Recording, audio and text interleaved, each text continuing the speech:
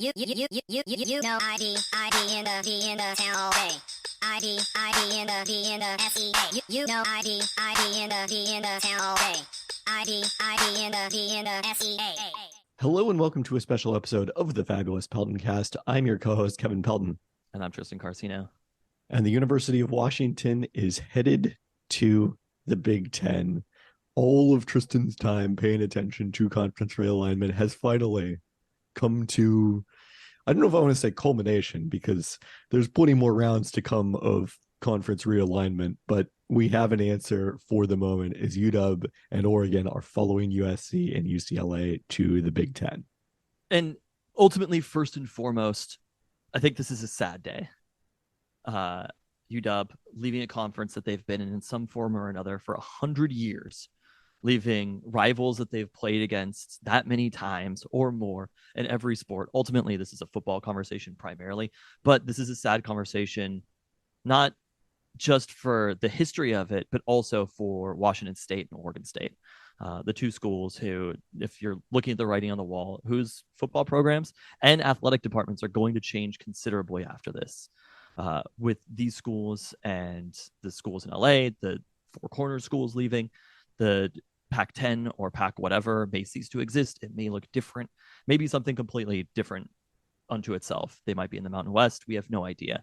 And those rivalries and that history and those schools and those programs that we hated but we loved through that time period, it's a very, very sad day for people who have friends and family members who attended those organizations or those institutions, and not guaranteeing that we'll be able to play them every year. There are cross-conference rivalries that happen, and we hope that UW versus Wazoo will be one of them, but it's definitely not guaranteed, and it'll be interesting to see how Washington State responds after this.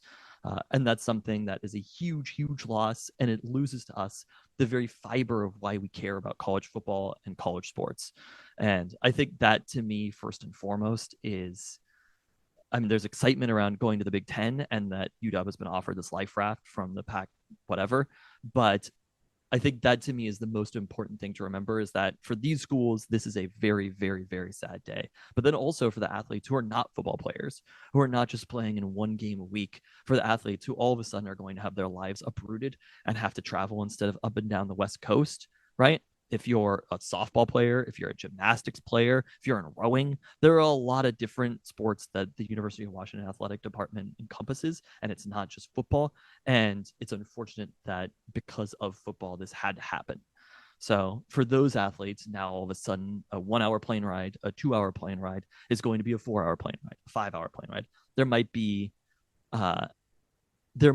different ways to mitigate this, but ultimately, it's going to be worse and it's going to be more difficult, and it's because of football. So I think, again, there's excitement around this, but this is really a day of loss for a lot of people and a lot of institutions. And then on the flip side, it's exciting for UW starting new rivalries, starting playing against teams that we haven't seen that many times before, but also historical rivals. The opportunity to play a team like Michigan more often, I think, is exciting. Even seeing Oregon and Ohio State, who have a bit of a rivalry built up, having those games happen more often, I think will be exciting, and it'll be an interesting thing. Playing Nebraska more often, who's been kind of a constant foil of UW throughout the last 2 decades and longer. Longer than 2 decades, friend. Although I guess UW won in 1991 and 92, so they were not a foil at that point. But since 1996. But there's a lot to figure out at this point, and a lot that we won't know what it looks like for probably a year and much longer beyond that, how things are going to shake out, how these rivalries are going to look, and also how much we care. Like, we know that we're going to care about UW football because the experience of going to Montlake, going to the games is very, very fun. Or we went there, we're ingrained in it, but we don't know what it's going to be like to play against Iowa at 10:30 a.m. You know, like, we don't know what those experiences are like. We know what it's like going to the desert, and we know that we hate it. But this is a very different thing. You know, we haven't played against teams like the Big Ten all that often.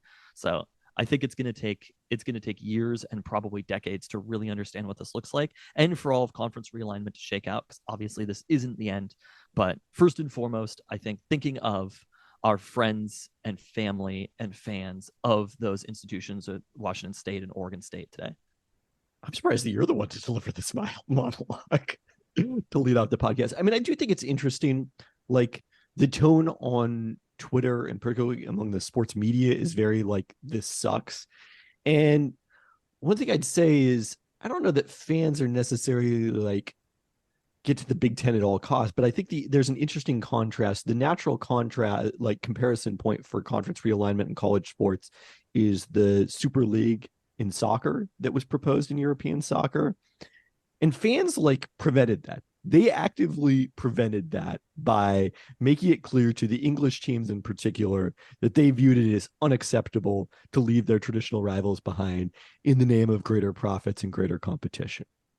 And I don't sense fans jumping on the track in the same way in college sports. Like, No, it's the exact opposite in college sports. Yeah, where it's like, we can't get left behind in this competition. We need to be able to keep up with the Joneses.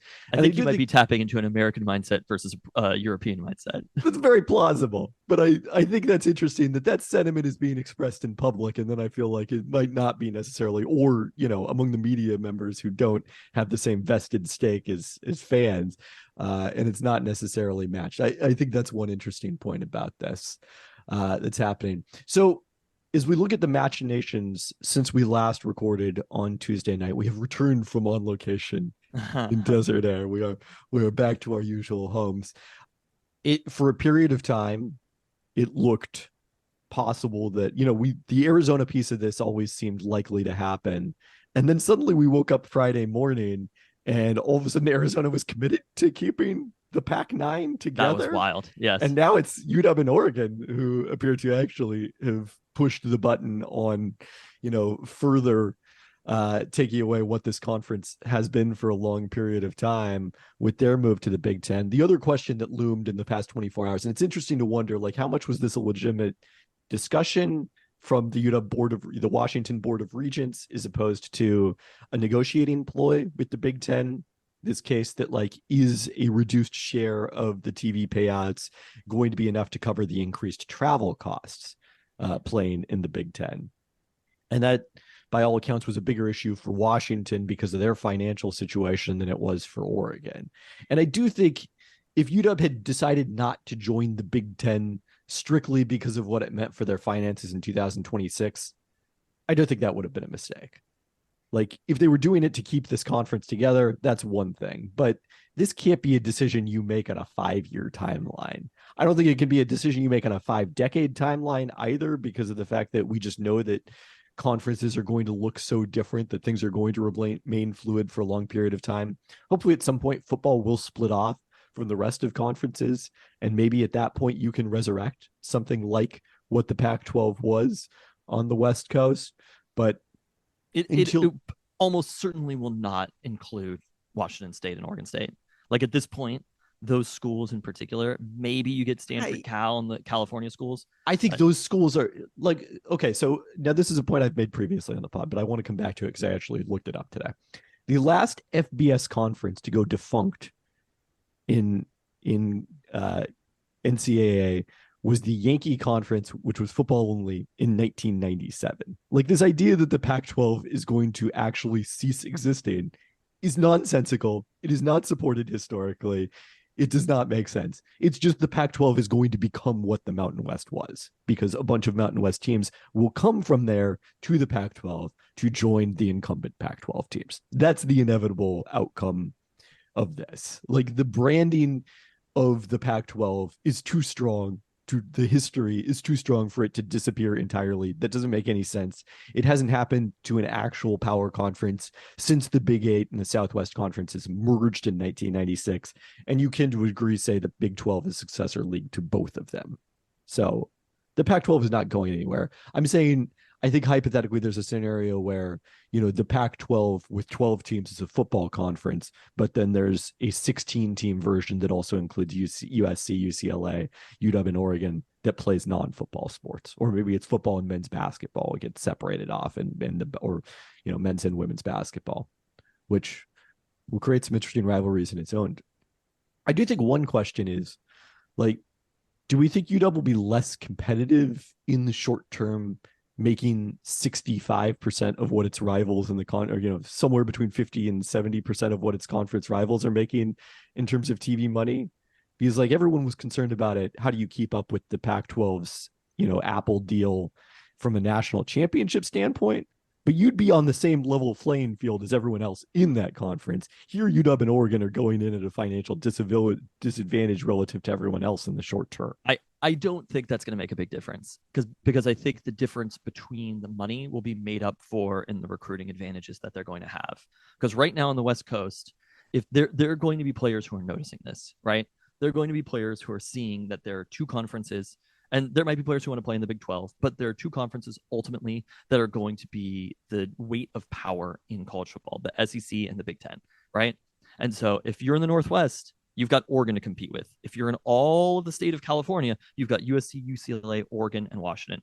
Like the players that UW is losing to Stanford, that might change. The players that UW is losing in the state of Texas to Big 12 schools, that might change. I think I still don't think you're ever going to recruit that well in Texas. I don't think Texas is going to become, and also like the players who are willing to leave Texas, I think a lot of them are going to just go to other Big 10 schools that are not UW.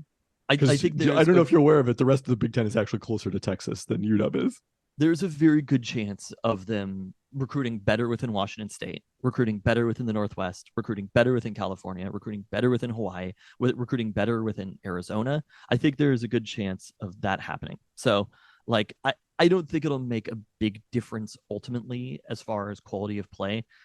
It's not like the Big Ten is so much better of a conference that they're entering into. It's a different style of play in the Big Ten, but also the Big Ten is going to look different now because there are 4 new schools in the Big Ten. So you can't just say that USC, UCLA, Washington, Oregon are all of a sudden going to be playing different kinds of football. I think what's more likely to happen is those schools look more like us than we look like them.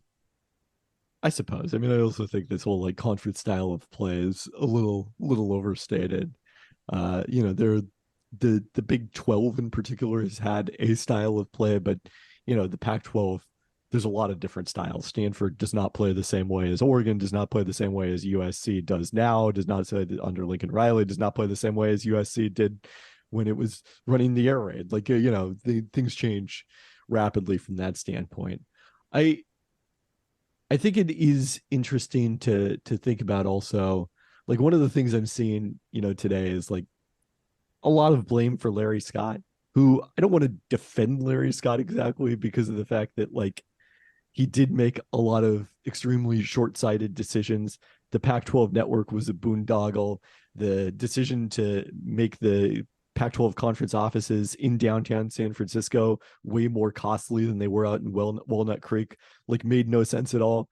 But I do think a lot of what's happening today and what we're seeing in conference realignment, it was inevitable. Like the fundamental issue is something that we've talked about in this podcast for a long period of time. Number one, the fact that the Pac-12 was composed of schools in very different markets. And number two, the fact that college sports are not as central to the experience of West Coast colleges as they are in the South and the Midwest in particular. The center was not going to hold. And again, even if UW and Oregon had decided today to stick it out with the Pac-9 and sign a grant of rights for a short period of time as part of this Apple deal, that doesn't mean that Washington State and Washington and Oregon State were all going to stay in the same conference for 20 years. Like it was a question of when, not if. The market forces, once you accept that college sports is a capitalist industry and not, an outgrowth of student life, these sort of situations were going to happen. It's just a question of when and how it's going to happen. And then that's, I think, the standpoint from which I am relieved that UW ended up in the Big Ten, because as I've said all along, there are no good outcomes now. There are only less bad outcomes. And there were a lot worse outcomes than this. Yeah, I think it was ultimately the second USC and UCLA left. We were on a collision course for this to happen. And this is where we ended up. It's something that I've been stressed about for literally a full year. Since July 1st, 2022, I have been stressed about this decision, making sure that, or not even making sure, I'm not doing anything to support it, but Justin is, to be clear, not a member of the Board of Regents. I'm monitoring who's watching the watchers, monitoring the situation for over a year. And to be at this point, again, it's a relief. Ultimately, it's a sad relief to be at this place where that you're going to be, as an institution, the University of Washington is going to be in one of the two big balance of powers within college sports. And that's an important place to be. Yeah, I mean that's why again, whatever financial disadvantages there are over the life of this TV deal for UW, and particularly when you factor in the travels situation, you still had to make this decision to set yourself up for whatever comes next because you're going to be in a stronger position when the next Big Ten rights deal comes around. You're going to be a full part of that, surely, with Oregon. Those are the factors. It's like, you know, we'll see what ends up happening with NBA expansion. But Chris Hansen, when he was trying to move the Kings to Seattle, was willing to accept a or no share of the TV revenue at all for a period of time, the national TV revenue at all for a period of time, because he knew that eventually it was going to be so much more valuable. I think the other question here is that, like, will UW and Washington State continue to play? Because we've seen that play out in different situations throughout this conference realignment process. Like Kansas and Missouri, famously, when Missouri bolted for the SEC, Kansas was like, nope, the rivalry is over in men's basketball in particular, where it's probably most heated.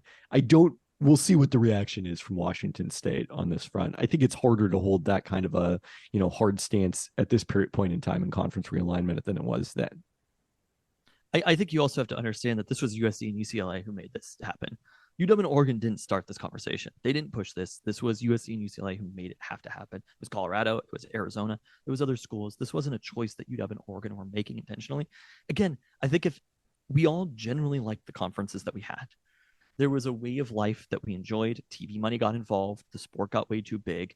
The balance of money and power changed. The SEC happening. All it took was one little spark, one person being like, but what if we did it this way?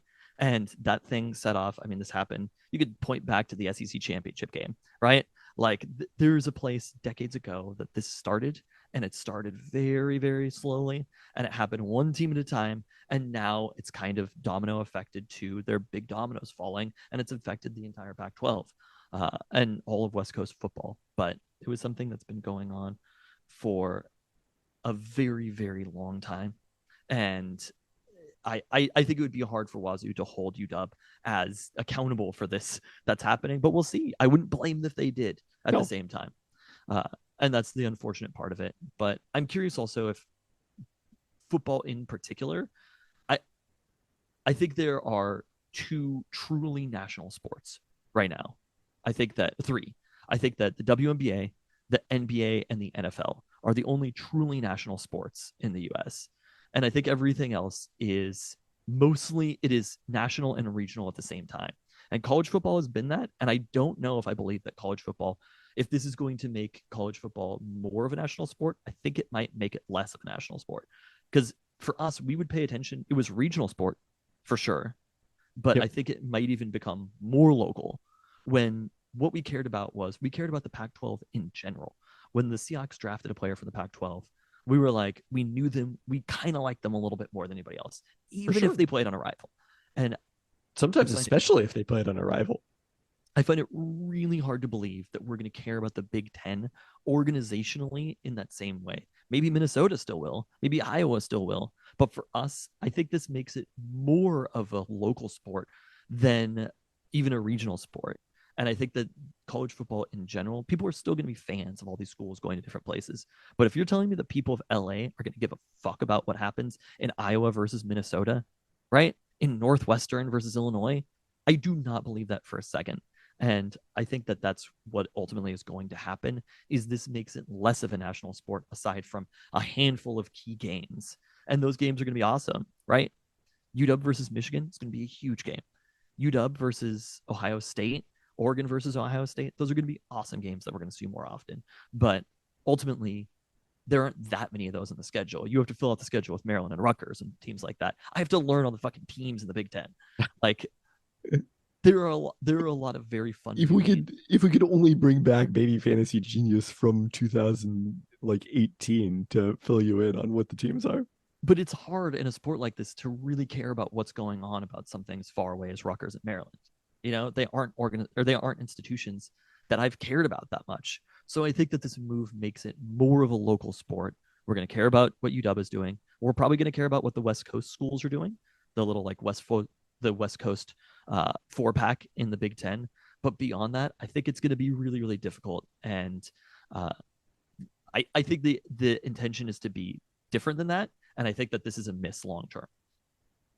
I think the other thing that I'm going to be following in the next few days here is what shakes out in terms of how the schedule is going to be done. Like, obviously, you're going to want these West Coast schools to play each other every year, which actually, as we talked about on the pod on Tuesday, means playing UCLA and USC would mean playing UCLA and USC much more often than UW has in the Pac-12 era, where you only play one of those teams per year, and you go 2 years without playing the other one, alternating basis. So that's kind of a cool thing here. Obviously, it's not as good as if Cal and Stanford had also been part of this expansion and you really had a full West Coast division that you could play the bulk of your schedule against every year. Maybe at some point Stanford will come in with Notre Dame. It does feel like 20 teams is easier to split up logistically than 18 teams is in terms of conferences, but we'll see. Like, there's still a lot to shake out. We'll see what happens with the rest of the Pac-12. And are you going to continue to monitor the conference realignment rumors, or are you just out now that we know where UW is headed? I mean, I'm going to pay less attention. Ultimately, like, I just don't think it can be the same. My focus on this was because of UW. It wasn't something that I necessarily cared that much about when it was OUT, right? When it was Oklahoma and Texas changing conferences. But once it affected me, once it got to my doorstep, then I cared about it. Yeah, exactly. So we will again be all over this situation as it develops and unfolds, but certainly wanted to get something quick up to you here quickly today with it's not official yet, but pretty clear the announcement that UW and Oregon are headed to the Big Ten. And with that, I got to go get ready to watch some unlimited hydroplane qualifying. And you and I eventually are going to head together to the shores of Lake Washington to watch the Blue Angels this afternoon. There we because go. Some traditions do remain. On that note, thanks for listening. Thanks.